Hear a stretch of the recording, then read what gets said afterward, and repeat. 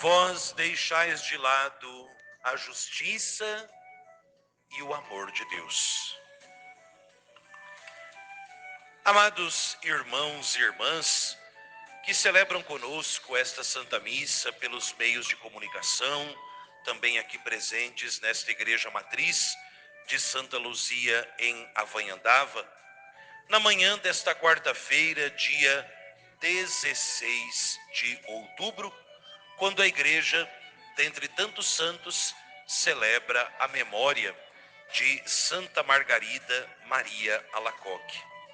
Por divina providência, Deus me deu hoje um presente, que é poder ir, com a graça dele, celebrar Santa Missa lá na paróquia de São Pedro Apóstolo, em Mirassol, juntamente com o Padre Mário. Digo isso porque eu entrei no apostolado da oração quando era criança, justamente nessa paróquia. E Santa Margarida é a padroeira do apostolado da oração, juntamente com Santa Teresinha, São Francisco Xavier e São Cláudio La Colombière. E voltar às nossas origens, voltar à nossa terra natal, onde nós podemos iniciar a vida cristã, com exceção do batismo, porque batismo eu fui batizado na paróquia de Nossa Senhora Aparecida em Neves Paulista. Mas, fora o batismo, toda a minha vida cristã, de coroinha, primeira Eucaristia, crisma, catequese, as pastorais, foi justamente nessa paróquia que eu trago com muito amor no coração.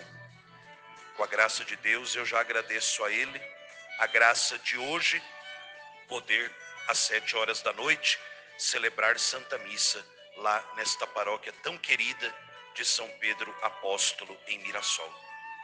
E justamente celebrar a Eucaristia, celebrar o santo sacrifício da missa, acompanhados por Santa Margarida Maria, nos faz pensar neste coração divino e humano, cercado de espinhos, ferido por uma lança, que arde como fornalha de caridade, que é encimado por uma cruz. Esse coração de Jesus que revela a esta humilde e santa religiosa que o seu desejo era reinar nos corações, nas paróquias, nas famílias, nas nações. Cristo Jesus revela a Santa Margarida não apenas o seu coração dilacerado pela ingratidão dos homens, revela não apenas o seu coração machucado por nossos pecados, mas o coração de Jesus revela também o seu desejo de estender sobre a humanidade, sobre cada pessoa, sobre cada lar, sobre cada família, sobre cada casa religiosa, sobre cada comunidade, paróquia, sobre cada nação, sobre cada coração. Ele deseja estender o seu reino. Aquele que nos criou, aquele que por nós morreu e ressuscitou, manso e humilde de coração, bate à porta do nosso coração, desejando ter espaço na nossa vida, desejando sentar no trono que por direito é dele, para que ele, exercendo como bom pastor o seu reinado sobre as nossas almas, ele possa nos conduzir para o caminho da vida.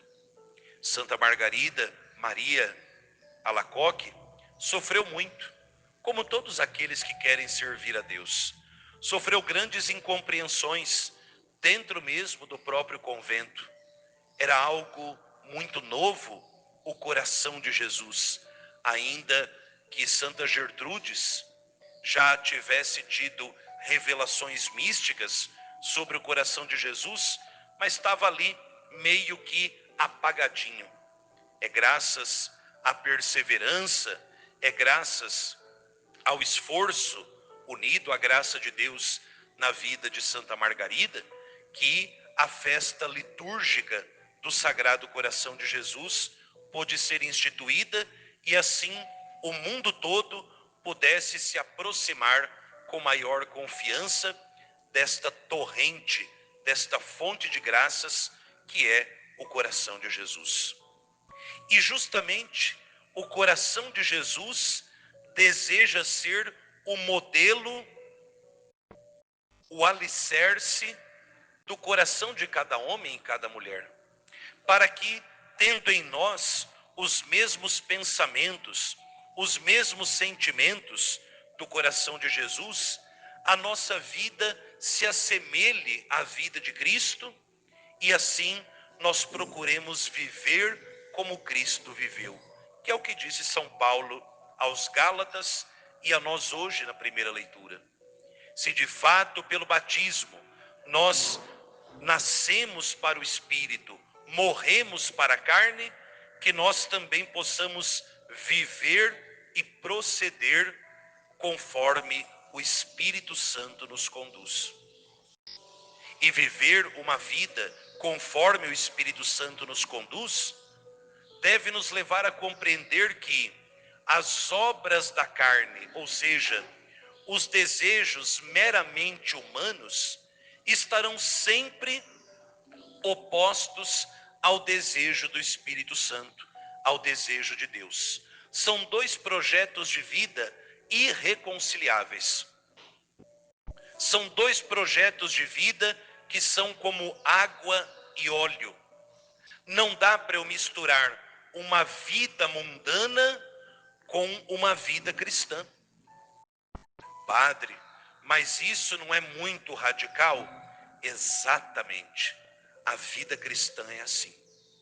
A vida cristã, ela exige de nós uma radicalidade de vida, porque ninguém pode se converter pela metade. Ninguém pode ser santo pela metade. Ninguém pode simplesmente querer viver as pautas que esse mundo propõe e achar que está agradando a Deus. Vejamos aí a lista imensa que São Paulo coloca, uma coisa na frente da outra, as obras da carne, as obras desse mundo e as obras do Espírito Santo. E à medida em que a gente vai querendo viver com os pés em duas canoas, a nossa própria vida vai ruindo. Basta que a gente olhe não para os outros, mas para nós mesmos, que não somos perfeitos, somos pecadores e precisamos da conversão. Louvado seja Deus, que na bondade dele, ele nos põe estas leituras que vão nos puxando carinhosa e amorosamente a orelha, enquanto nós estamos peregrinando nesse mundo, para que a gente também se converta. Imagine, para pegar aqui um exemplo, se eu quero colocar no mesmo pacote a Santíssima Eucaristia, o sacramento da presença real de Cristo, o culto máximo que nós podemos oferecer ao Pai, que é o sacrifício de Cristo, como eu posso colocar no mesmo patamar o sacrifício eucarístico de Cristo, juntamente com a feitiçaria? E não é difícil nós ouvirmos nessa miscelânea que as pessoas vão vivendo. Ontem eu falava disso na festa de Santa Teresa, não é? Esse povo que se diz religioso, mas que na verdade é tudo supersticioso, que vai colocando tudo no mesmo nível.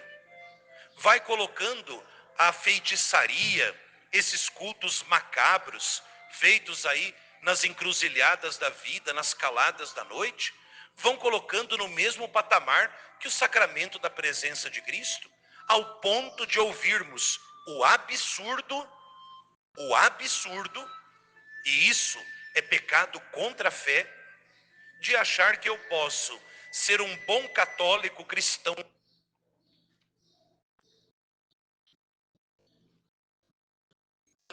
participar da Santa Missa, mas também fazer ali uma simpatia, participar de uma sessão espírita, participar de um centro de umbanda, candomblé, saravá ou coisa parecida.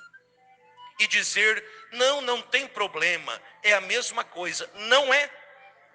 A palavra de Deus diz, poderia pegar todas essas obras e ir esmiuçando uma por uma, mas aí a homilia ficaria com 3 horas de duração.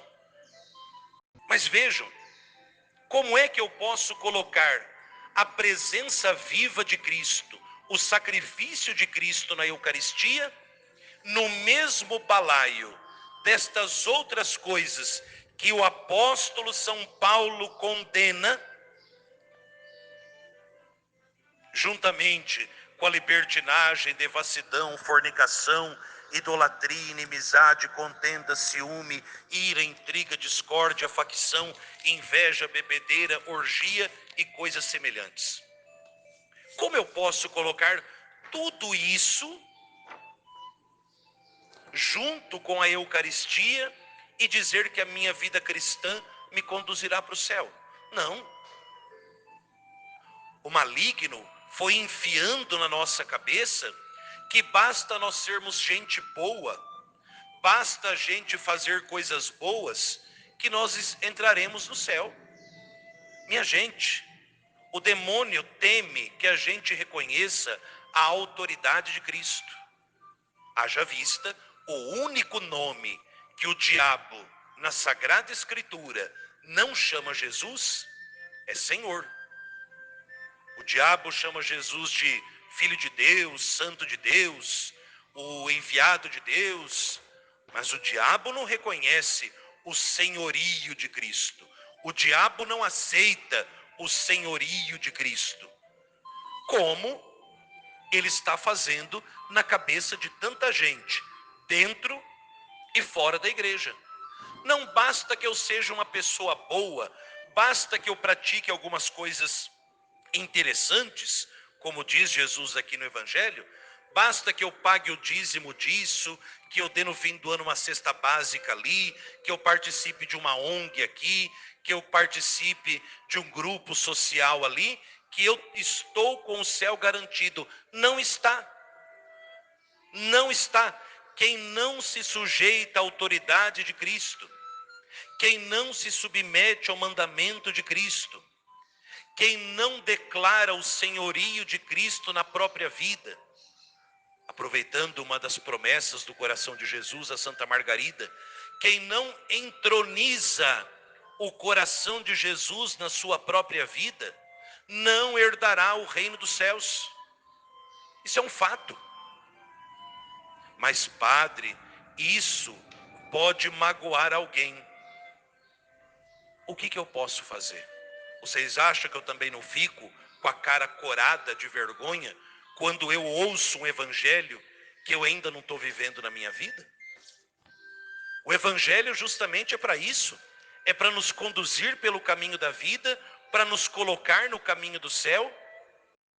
E viver no caminho do céu significa romper com o caminho que leva para a morte.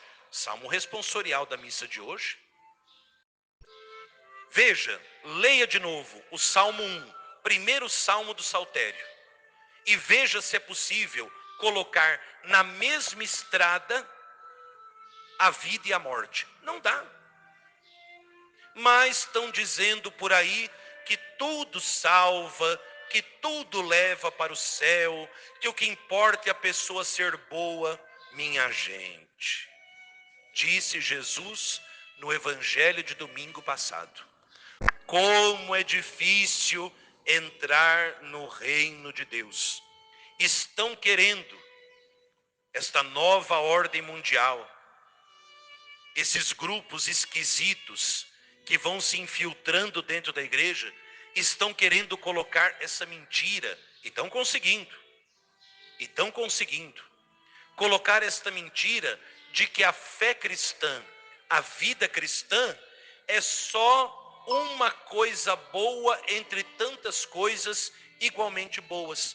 Não é, gente. Isso não é fundamentalismo religioso, isso não é discriminação religiosa. Não. A gente respeita todo mundo, reza pela conversão de todos, mas eu, como cristão, eu não posso ao assumir a fé cristã, eu não posso, ao celebrar o sacramento de Cristo, simplesmente nivelar o Rei dos Reis, Senhor dos Senhores, verdadeiro Deus e verdadeiro homem, o único Redentor da humanidade. Eu não posso compará-lo e equipará-lo a essas outras crenças que vão surgindo daqui e ali, marcadas por espiritismo, ocultismo, simpatia, necromancia e assim por diante. Eu não posso, com todo respeito às pessoas, mas cada um tem que afirmar aquilo que crê. Cada um precisa afirmar aquilo que crê. E que vergonha, quando nós cristãos católicos, por essa praga do respeito humano, a gente vai dourando a pílula, a gente vai mascarando. O coração de Jesus não é algo mascarado. O coração de Jesus é algo que está ali aparente, é para que todos vejam. É o coração que tanto amou a humanidade, e da maior parte da humanidade, diz Jesus a Santa Margarida, só recebe ingratidão e desprezo. Não existe uma cidade que tenha 2 prefeitos, não existe um país que tenha 2 presidentes, não existe um império com 2 reis. Não pode haver no coração do ser humano 2 tronos, é um só. E quem é que você e eu vamos colocar nesse trono? Isso ninguém pode decidir no nosso lugar. Disse o refrão do Salmo: Senhor, quem vos seguir terá a luz da vida. O contrário também é verdade. Senhor, quem vos abandonar terá as trevas da morte. É preciso abraçar a justiça e o amor de Deus. Justiça que significa a santidade. É preciso buscar a santidade e o amor de Deus, porque sem essas 2 buscas, ninguém entrará no céu. O amor que me faz viver o dom da caridade, imitando a caridade do próprio Cristo, e a busca da santidade que me faz rejeitar aquilo que me afasta do caminho da vida e que ao mesmo tempo me faz abraçar, sobretudo, a cruz de cada dia que me coloca na direção da porta do céu. Cristo revelou a Santa Margarida: o segredo da santidade é o meu coração, fornalha ardente de caridade. Cristo deseja ser rei na nossa vida. Cristo deseja ser entronizado em nós, nos nossos lares, nas nossas paróquias, comunidades, nas nações. Mas ele não é um rei que se impõe, é um rei que se propõe. No fim dos tempos, aí sim, ele vai impor o seu reinado. No fim dos tempos. E quem em vida não aceitou a proposta do reino dele, quando ele impor definitivamente o seu reino, aqueles que não o tiverem aceitado e declarado como rei da sua vida, não reinarão com ele.